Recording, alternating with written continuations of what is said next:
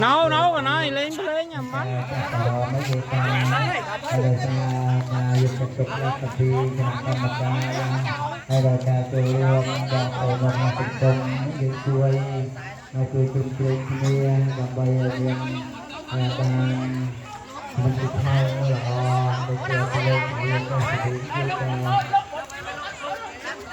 năm ba về nay con tình yêu người ta nó phun đã phun là cô ấy tháng này rất to lắm năm ba tháng con tập khoái từ bên nó này từ bên tiền hàng từ xóm á mà từ bên tiền hàng từ xóm từ bên ấy từ bên tiền hàng con tình yêu người ta thì phun nó là cái liệp rất to lắm rất tới và đấy người ta phun nó ta tha đấy tốt rồi vẫn cô người ta từ bên các bạn đây là thì càng tham gia thằng phun và đá ta đi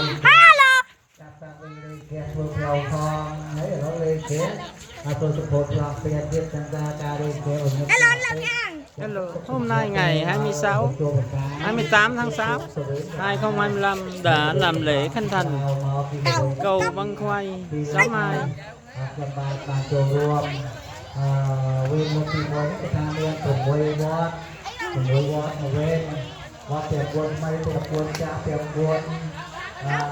Quân ấy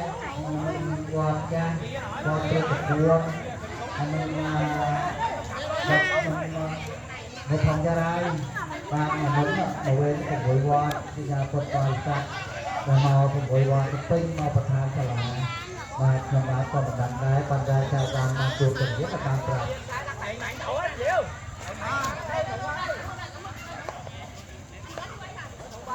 làm một che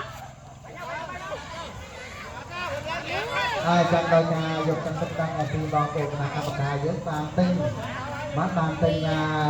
cha một bài nhau lịch tiền làm đây cho phục cho lòng tiền đấy họ sẽ to nào bài cha làm bài bàn tiền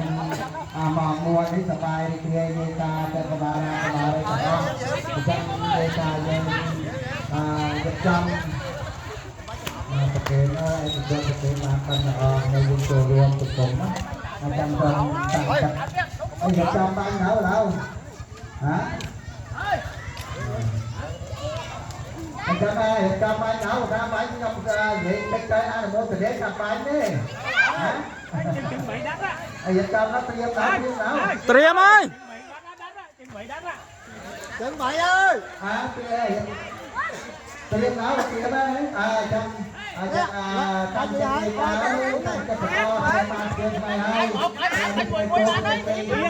bia nổi đâu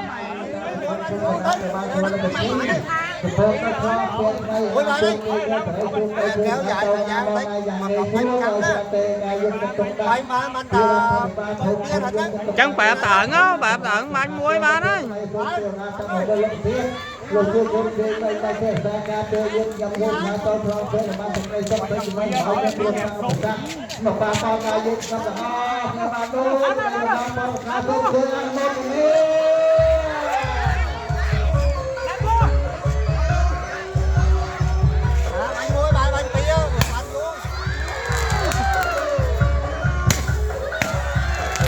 quá đẹp ơi.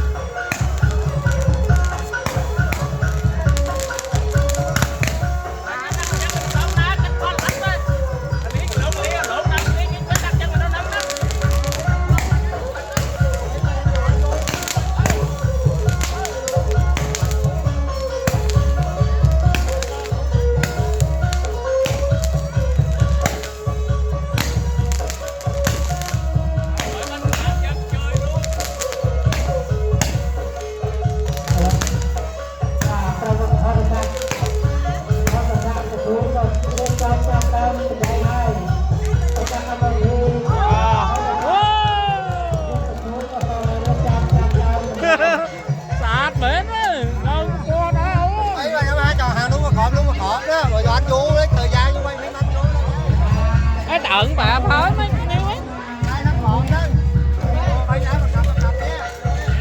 Ôi trời cục mai bò ổn tụi mới một bé.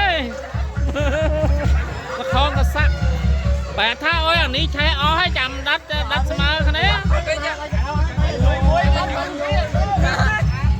anh chạy ra sàn hai còn vậy kìa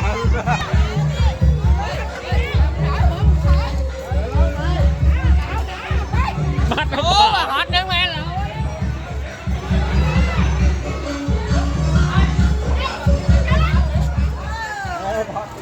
không lo bông bà hốc